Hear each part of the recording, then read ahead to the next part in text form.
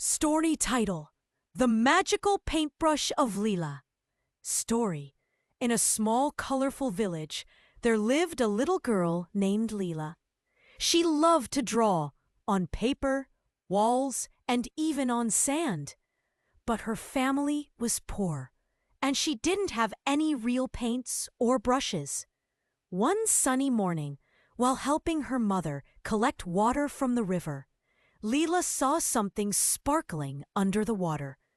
She reached in and pulled out a golden paintbrush. Curious, she dipped it in the water and painted a small flower on a stone. To her surprise, the flower came to life. Overjoyed, Lila ran home and began painting food for the hungry, toys for the children, and new clothes for her parents. The whole village started to cheer for her kindness. But soon, word of the magical brush reached the greedy king.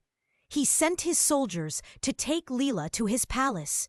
"Paint me mountains of gold and rivers of jewels," the king demanded. Lila's hands trembled.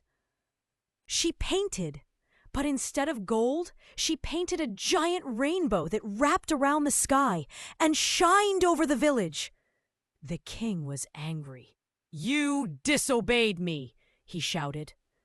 Lila looked at him bravely and said, "Magic should be used to help others, not to fill one's greed." Suddenly, the rainbow's light spread over the palace, turning the king's heart gentle. He smiled for the first time and said, "You are right, little one. Let's use this gift to make the world brighter." From that day on, Lila and the king used the magic paintbrush to bring color, joy, and kindness to everyone. Moral of the story: true magic lies in kindness and sharing, not in greed.